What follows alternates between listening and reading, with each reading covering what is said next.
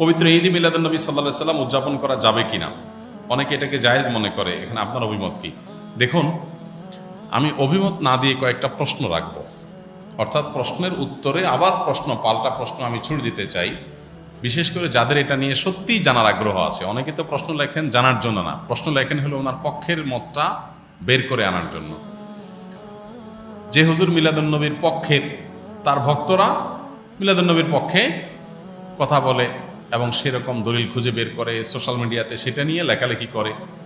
আর যে হুজুর মিলাদুন নবীর বিপক্ষে, ওনার ভক্তরা মিলাদুন নবীর বিপক্ষে তারা ক্যাম্পেইন করে, কাজকাম করে। আমার কথা হলো যে আপনি হুজুরদের পক্ষ বিপক্ষ না নিয়ে কয়েকটা প্রশ্নের উত্তর খোঁজার জন্য আপনি নিরপেক্ষভাবে চেষ্টা করেন। আপনি নিজে একটু সচেতনভাবে, সতর্কভাবে, অনুসন্ধানের দৃষ্টি নিয়ে এই প্রশ্নগুলোর উত্তর খোঁজার চেষ্টা করেন। আপনি শুধু উত্তর খোঁজার যদি সিরিয়াস চেষ্টা শুরু করে দেন এবং নিরপেক্ষভাবে চেষ্টা করেন, আমার বিশ্বাস যে আপনাকে আল্লাহ তাআলা হেদায়েত এবং সঠিক পথ যেটাই সেটা আল্লাহ তাআলা আপনাকে দেখিয়ে দিবেন।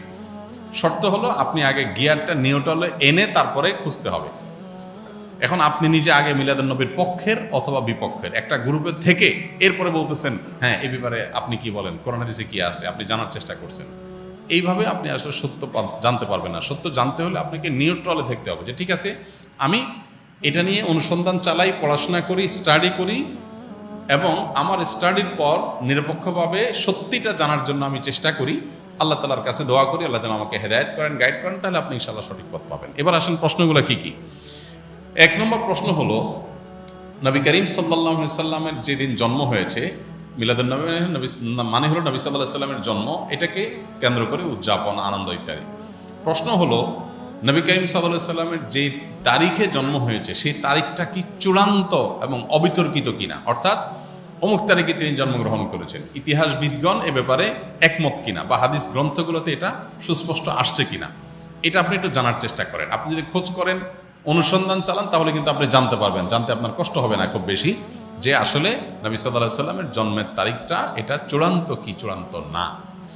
আপনি যদি অনুসন্ধান করেন, আপনি দেখতে পাবেন যে নবী সাল্লাল্লাহু আলাইহি সাল্লামের জন্মের এক্সাক্ট তারিখ নিয়ে ইতিহাসবিদদের মধ্যে নানা রকমের মত আছে। তাহলে কিভাবে আপনি চূড়ান্তভাবে একটা দিনকেই নিশ্চিত করে ধরে সেদিনকে আপনি উদযাপনে যেতে পারেন? নাম্বার এক, আপনি খোঁজার চেষ্টা করেন যে ওনার জন্মের তারিখটা এটা কি সুনির্ধারিত, অবিতর্কিত, নাকি এটা নিয়ে নানা মত আছে। আপনি একটু পড়াশোনা করার চেষ্টা করেন। নাম্বার দুই, নবী করিম সাল্লাল্লাহু আলাইহি সাল্লামের জন্মের তারিখটাকে তিনি নিজে উদযাপন করেছেন কিনা প্রতি বছর, এটা আপনি একটু জানার চেষ্টা করেন।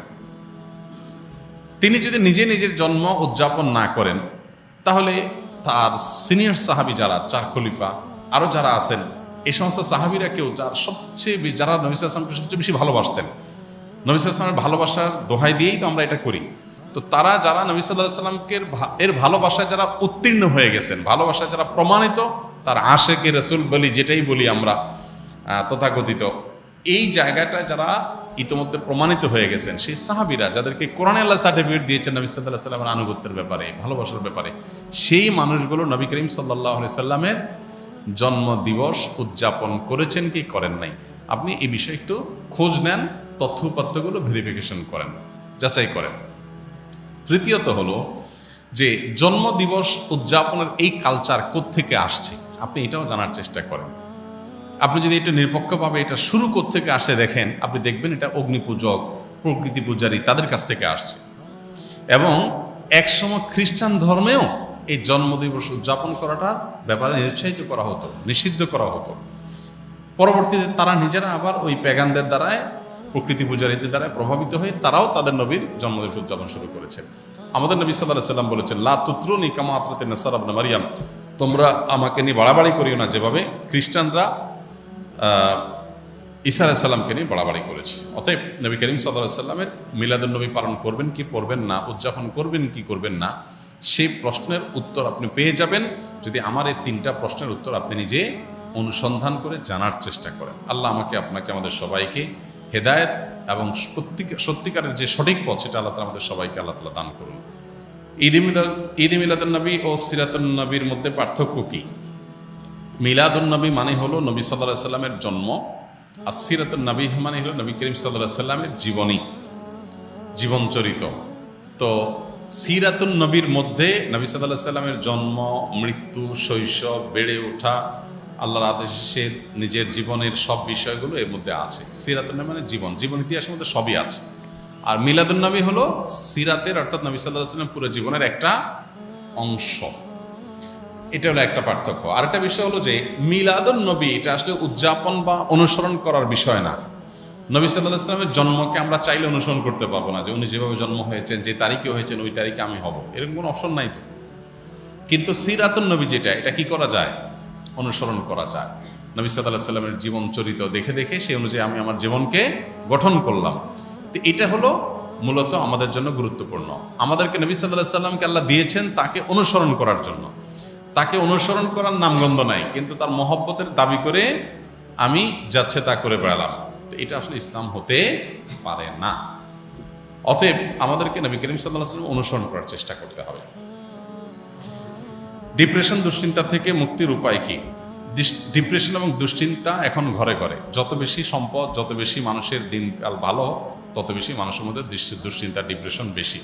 তো এই দুশ্চিন্তা এবং ডিপ্রেশন এটা থেকে মুক্তি লাভের জন্য আমাদের যে কাজগুলো করতে হবে তার ভিতরে 1 নম্বর হলো 5 ওয়াক্ত নামাজ যথাযথভাবে সুন্দরভাবে আদায় করতে হবে, খুব লম্বা সময় নিয়ে, ধীরে ধীরে। দ্বিতীয়ত, আপনি বেশি বেশি করে কোরআনে কারিমের অর্থ সহকারে তেলাওয়াত করবেন। এটি দুশ্চিন্তা থেকে মুক্তি লাভের জন্য অন্যতম কারণ। বিশেষ করে সূরা ইউসুফ সম্পর্কে অনেক উলামায়ে বলেছেন, এটা অর্থ সহকারে বুঝে পড়লে, মহব্বতের সাথে পড়লে, তাজবিদের সাথে সুন্দরভাবে পড়লে ইনশাআল্লাহ দুশ্চিন্তা থেকে মানুষ বাঁচতে পারে। তৃতীয়ত, দুরুদের আমল। এ সম্পর্কে হাদিসে পরিষ্কারভাবে আমাদেরকে নবী সাল্লাল্লাহু আলাইহি সাল্লাম নির্দেশনা দিয়েছেন যে নিয়মিত যদি কেউ দুরুদ পড়ে, সবসময় দুরুদ পড়ে, তো আল্লাহ তাআলা তাকে দুশ্চিন্তা মুক্ত করেন। আরেকটা হলো ইস্তেগফার। ইস্তেগফার যদি কেউ নিয়মিত পড়েন, তাকেও আল্লাহ তাআলা দুশ্চিন্তা থেকে হেফাজত রাখেন। আর এছাড়া দুশ্চিন্তা থেকে মুক্তি লাভের জন্য একটা বিশেষ দোয়া আছে, নবী সাল্লাল্লাহু আলাইহি সাল্লাম পড়তেন, আল্লাহুম্মা ইন্নী আউযু বিকা মিনাল হাম্মি ওয়াল হাযান ওয়া আউযু বিকা মিনাল আজজি ওয়াল কাসাল ওয়া আউযু বিকা মিনাল বুখলি ওয়াল জুবন ওয়া আউযু বিকা মিন গালাবাতিদ দাইনি ওয়া কাহরির রিজাল। এই দোয়ার প্রথম অংশ যেটা, আল্লাহুম্মা ইন্নী আউযু বিকা মিনাল হাম্মি ওয়াল হাযান, আল্লাহ আপনার কাছ থেকে দুশ্চিন্তা, পেরেশানি, ডিপ্রেশন থেকে আমি পানা চাই, এ দোয়া বিশেষ করে পাঠ করবেন। আর এমনিতে নবী সাল্লাল্লাহু আলাইহি সাল্লামের নিয়ম ছিল, কানাইজা হাযাবাহু আমরুন ফাজা ইলাস সালাহ, কোনো বিষয় যখন তিনি পেরেশানিতে পড়তেন নামাজে চলে যেতেন, 2 রাকাত নামাজ পড়তেন। আর এর বাইরে বিশেষ করে ভোর রাতে তাহাজ্জুদের সময় উঠে নিরিবিলি আল্লাহর সাথে একটু মন খুলে কথা বলেন, ইনশাআল্লাহ আল্লাহ তাআলা আপনার মানসিক অশান্তি দূর করবেন।